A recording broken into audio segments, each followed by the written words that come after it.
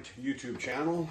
Hi, I'm Maurice, and you are on a good note with Maurice, and this is lesson number 6. Hope everybody had a great New Year and a great Christmas and had lots of fun and all that stuff. I know I sure did. So today we are going to talk about music stuff, obviously, and we're going to learn about sharps and flats. You're probably saying, sharps and flats, what's that? Well, I'm going to tell you. This is how it works. When you see a sharp with this signature right here, that means the note has to go up half a tone. So it goes up, let's say, well, I'll show you. So you're playing an F on the first fret, the first string. That's an F. If that is in front of the F, you move it up 1 fret. So that's called a sharp. So it's F normal, F sharp, up half a tone, which is 1 fret. Okay, now the flat right there, it looks like a little B. If that's in front of a note, and I'm just using this as a reference point, this has no song or anything about it.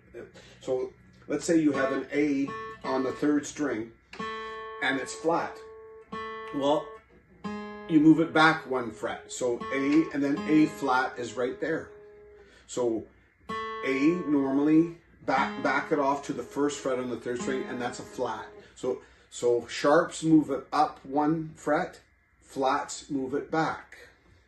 So there you go. That's what sharps and flats do to notes. So what I did today was I put together a little Christmas song just to sort of give you a little idea of how this music sort of goes. And so you have something other than just doing all the exercise I've been showing you to do. Gives you something a little bit different to play with. Okay, this little funny, nice design thing here is called a treble clef. And that's at the beginning of your music here. And then this 4/4 here means that it's 4/4 timing. Now, what is 4/4 timing? I'll tell you. So what it means is per bar, that's this bar and this bar, between 2 bars is 4 notes or 4 beats. So what it is there's 4, and that tells you there's going to be 4 counts in that bar, and the one on top tells you how many notes are going to be in that 4 count. So what it is 4/4 timing is simply you just count to 4, so you'll go 1, 2, 3, 4. That covers that. The next bar would be 1. Now there's a space here, and that covers for the 2 notes that are missing, and then you got the other note here. So it'll go 1, 2, 3, 4, 1, 2, 3, 4, 1, 2, 3, 4, 1, 2, 3, 4. Now you're saying, well, why is he counting 4 on this one right here? Well, that's called a whole note. What happens is it's like a normal note, that size and everything, except for it's hollow on the inside, and it's called a whole note.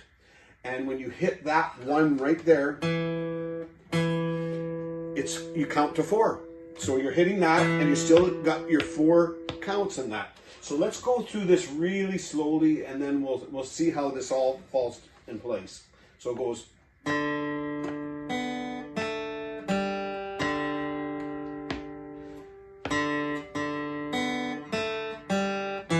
2, 3, 4. So there we go. Let's try it again, nice and slow.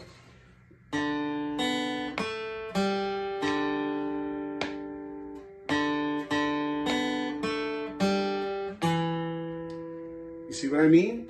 So no matter what, let's say you're doing the 1, 2, 3, 4, 1, 2, 3, which has no note. So you're just letting this one ring.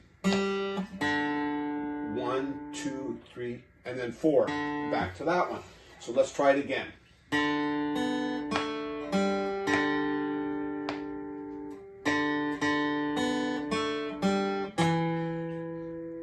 See what I mean? So that's what this is all about.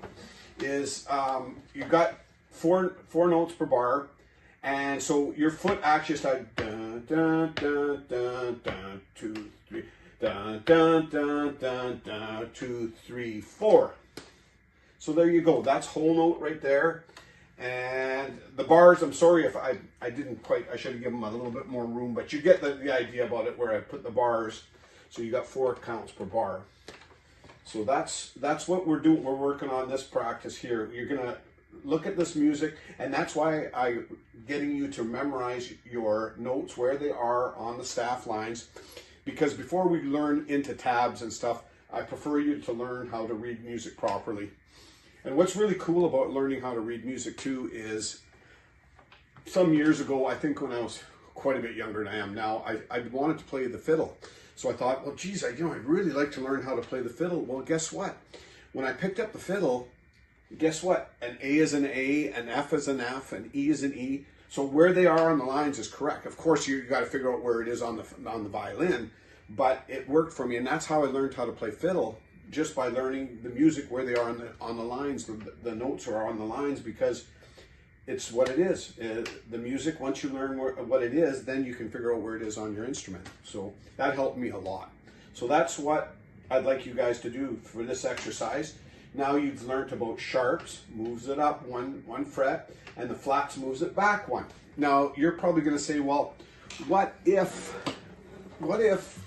you got like an F and then and it's F flat? Well, then it turns into an E. It's open then, because you're moving it back one. So anyway, there you go.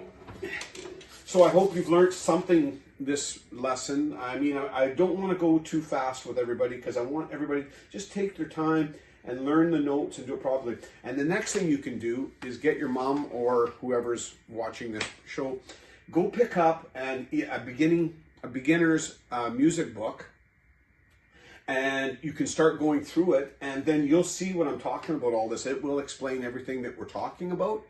So that's the best thing. I would say go get yourself a beginner's, like Alfred's Basic Volume 1 or Mel Bay Volume 1,